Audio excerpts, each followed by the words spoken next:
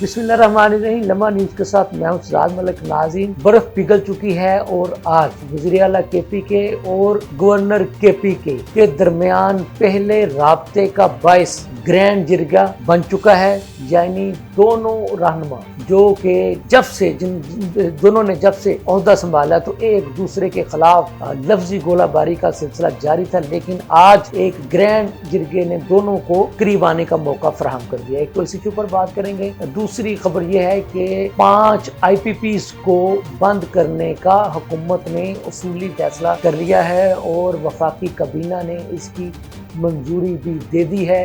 इस IPPs को बंद करने से कितना फ़ायदा होगा ये आपको बताएंगे। तीसरी खबर यह है कि क्योंकि आपके इल्म में है कि पाकिस्तान में शंघाई तावन की कॉन्फ्रेंस होने जा रही है, तो उस वजह से इस्लामाबाद उस 5 दिनों के लिए इस्लामाबाद के रेस्टोरेंट्स और जो होटल वगैरह हैं उनको बंद करने का फ़ैसला कर लिया गया है। तो बात शुरू करते हैं कि आपके इल्म में होगा कि जैसे ही गवर्नर केपी के फैसल करीम टुंडी साहब ने हलफ उठाया था, तो हलफ उठाने के बाद से ही अली अमीन गंडापुर साहब और फैसल करीम टुंडी साहब के दरमियान लफ्जी गोलाबारी का सिलसिला शुरू हो चुका था। और बाज़ औक़ात तो ऐसे महसूस हो रहा था कि जनाब जैसे अभी के अभी जनाब जहाँ तो अली अमीन गंडापुर साहब जो है वो गवर्नर उस जाके उस पर कब्ज़ा कर लेंगे, या फिर ऐसे लग रहा था कि जो गवर्नर केपी के हैं फैसल करीम टुंडी साहब वो जैसे कि शायद केपी सूबे में गवर्नर आज लगा देंगे। लेकिन बहरहाल ये हम आपको बताते चलें, मैं एक पॉलिटिकल स्टूडेंट हूँ। पिछले 22 सालों से पॉलिटिकल बीट जिसको कहते हैं या पॉलिटिकल का जो शोबा है उनकी खबरें जो है वो रोज़नामा पाकिस्तान को प्रोवाइड करना ये मेरी ज़िम्मेदारी में शामिल है।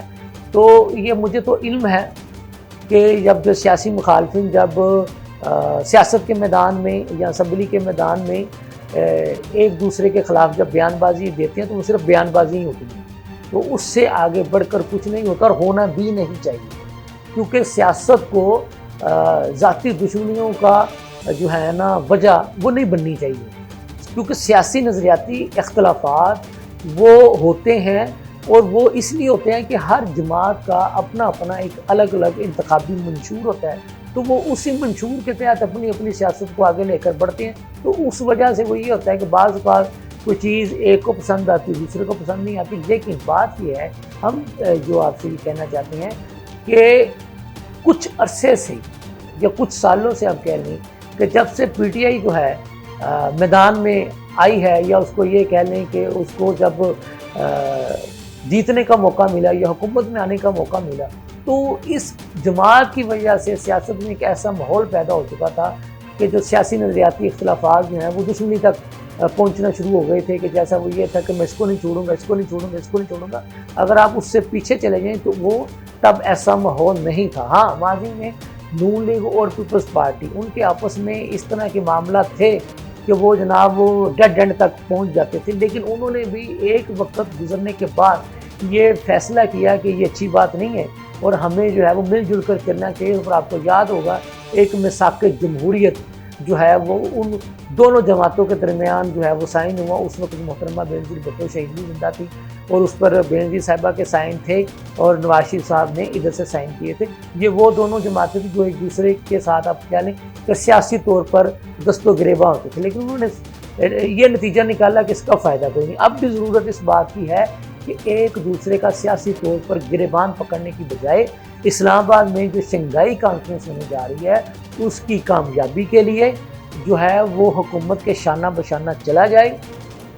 और इस वक्त जो PTI जो ये कॉल दे रही है कि हम रोड बंद कर देंगे, हम फ़लाँ शहर में एहतजाज करेंगे, फ़लाँ शहर में एहतजाज करेंगे, इस ऐलान को PTI को चाहिए कि वो फिल फॉर वापस ले और ये कहे कि जी चूँकि अब हमारे पाकिस्तान में, अब हमारे वतन में हमारे बैरून ममालिक से लोग मेहमान बनकर तशरीफ़ ला रहे हैं, हम सब मिलजुल कर उनका इस्तकबाल करेंगे और हम सब मिलकर शंघाई कॉन्फ्रेंस को कामयाब बनाएंगे। रही बात एहतजाज की, तो जब ये लोग तशरीफ़ ले जाएंगे तो उसके बाद जो है वो ये एहतजाज का सिलसिला चलता रहेगा।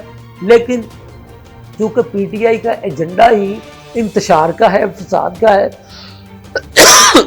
इनका काम ही यही है। जैसा कि عطا تاڑ صاحب کے بقول یہ چاہتے ہی یہی ہیں کہ جیسے انہوں نے پہلے ملک کو معاشی طور پر نقصان پہنچایا، اب یہ ملک کو سیاسی طور پر نقصان پہنچانا چاہتے ہیں، کیونکہ منفی سیاست جو ہے وہ پی ٹی آئی کی پہچان بن چکی ہے اور یہ اس سے باز نہیں آ رہے۔